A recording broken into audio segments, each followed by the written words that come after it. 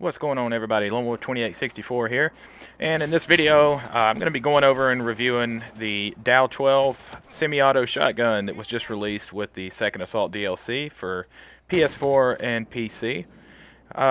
Starting things off here, I'm going to show you how to go about unlocking this specific shotgun. What you need in order to unlock this, and it's really random and kind of strange, but on Caspian border here, if you're not aware, there are these two gates here along the wall by the B flag, and if you go in one of these little security guard rooms or power rooms here, just push that button, it'll lift these gates up and block the road. You need to go ahead and do that, and also you need to get a shotgun ribbon, and in order to get a shotgun ribbon you need to receive I think it's either 6 or 8. I think it's 6 though. Shotgun kills, and you can do that with any shotgun. As you can see here, I'm using the 870 MCS, which is just a personal preference of mine. It's probably one of my favorite pump-action shotguns, and has been pretty much since Battlefield 3. And I really enjoy using it. But like I said, yeah, as long as you get the six shotgun kills, you'll unlock the shotgun ribbon. And just make sure you open those gates, and I believe that has to be done all in one round, because I kind of did one and then went the next round, tried to do the other, and it didn't end up working out. But as you can see there, pick up the shotgun ribbon, and there is the DAO 12. So now just getting into the actual stats and my impressions of the DAO 12. Was never really a big fan of it in Battlefield 3. It came along with one of the launch add-ins or bonus pre-order things that you got for Battlefield 3, and I used it there for a little while, just trying to get used to the game and figuring out the different things, but was never really a fan of it here. But in Battlefield 4, I would say it's gotten a little bit of a buff. Of course, the reload time here, as you see, is still just ridiculously long. It's by far the slowest reloading shotgun in the game, and pretty much get used to seeing this reload animation. That's all you're going to be doing once you start firing this thing off, or just running around and reloading, and there's really no other way around it. So just to get used to seeing that. But more into the stats of the gun, like I said, it has the slowest reload, 1.8, actually 1.18 seconds, I believe, which is quite frankly twice as slow as some of the other semi-auto shotguns. But another thing I would recommend is, as quickly as you can, I would go ahead and slap a sight on this thing. The iron sights are not very appealing, and I don't really care for them particularly.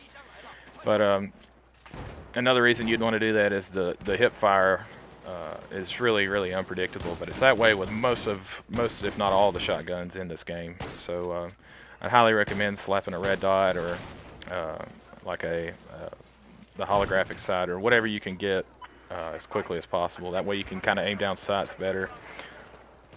As like I said, I don't recommend hip firing this thing as much as, or as little as you can. You'll see me doing it off and on in this video, and you'll just see how unpredictable the hip fire is. There's several times in this video, which some of them I do have quite bad accuracy, but other times you'll see that the hip fire is just kind of all over the place.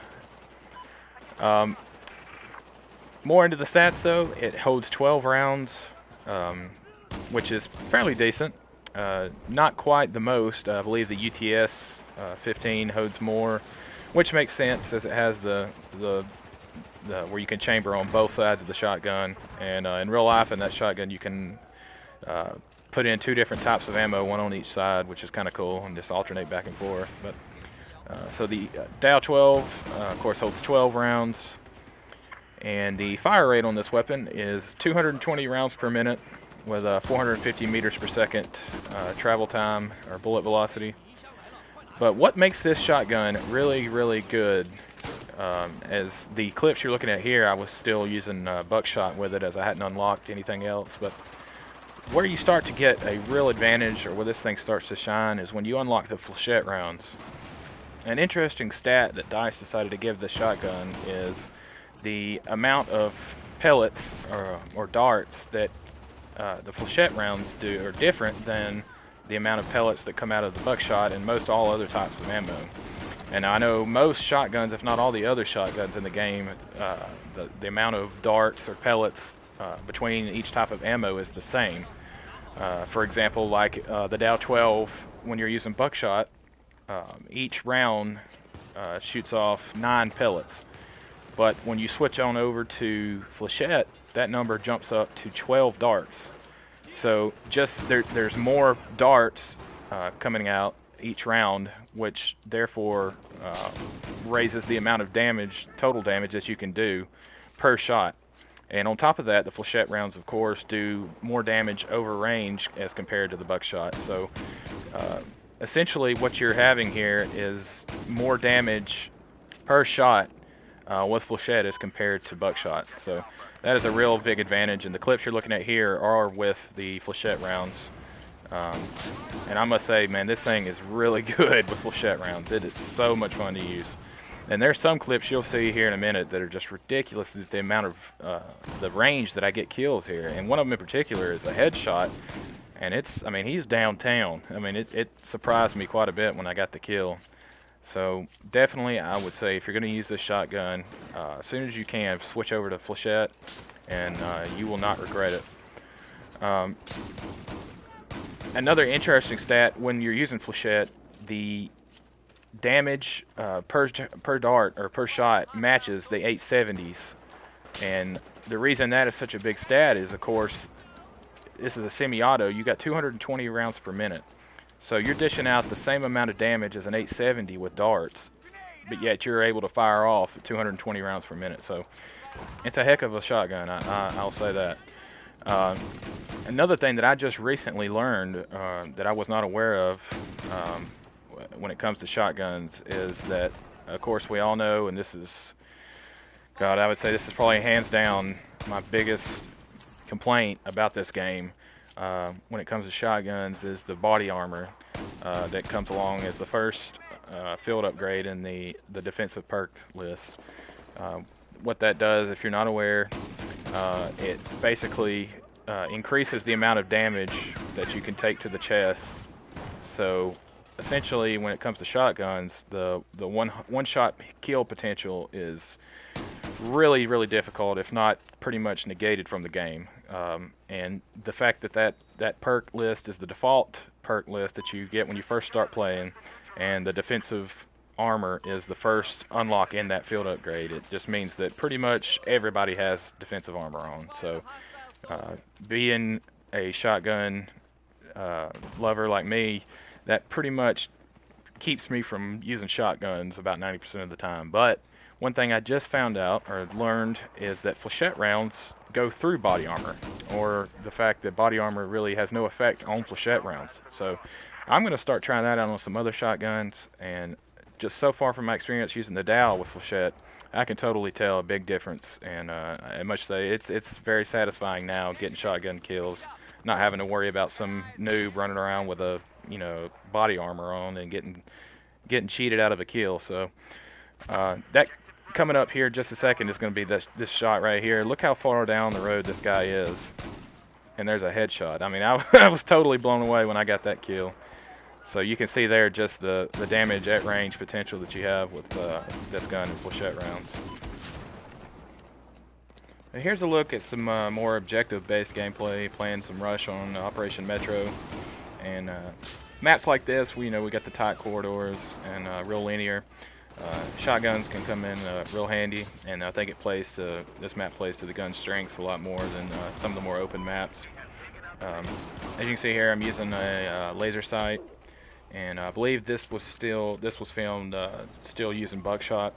So you'll probably notice the time to kill on some of these shots is a little bit longer than it was with flechette. But using the laser sight here, like I said, and I would say on maps like this, it's up to you. It's not quite as big a deal as it would be on some of the more wide open maps where you're trying to keep your position concealed, as the laser sight, of course, would pretty much give you away. But in cases like where you just saw just a second ago in this one little hallway here where there's smoke and it's kind of difficult to see through, any kind of laser sight or something that would shine through that smoke is going to give your position away. So you got to be careful, and you can always turn it on and off when you need to. But the laser sight, of course, gives you a little bit better hip fire, and essentially what that's going to do is the circle reticle, the target reticle there in the center of the screen, when you run the laser sight, will give you a tighter circle or targeting reticle, and to my knowledge does not have any effect on the actual shot grouping or the grouping of the pellets per round. So basically just to help you with your hip fire a little bit more and make it a little bit more accurate. But as I said, it's more personal preference when it comes to that. Another good add-on or a good attachment, I would say, for maps like this, maybe not so much for the outdoor part here, but when you're indoors, a tack light is always useful. And make sure if you're going to use that, I'm referring to the tack light and not the actual flashlight attachment, whereas the tack light only comes on once you aim down sights, so you don't have to worry about that giving your position away if you're not aimed down sights, if you're just running around. So but anyway, I want to thank you guys very much for watching this video, and let me know down in the comments what you think of the Second Assault maps and the DAO 12 in particular. But got a couple other videos that I'm going to be uploading here soon. Should hopefully have one of those up tomorrow. Got another episode of Battlefield 4's Funniest Moments, and can't wait for you guys to see this one. Some pretty crazy, wacky clips in that, glitches, funny crap, and I think you'll really enjoy it. And also I've got some more gameplay, Second Assault gameplay with myself and Season Curly, some live commentary, as well as a round of conquest on Caspian border in the helicopter. I actually stayed up for a good solid 10 minutes, and it was really awesome. So anyway, hope you guys enjoyed the video, and I will catch you next time. Thanks.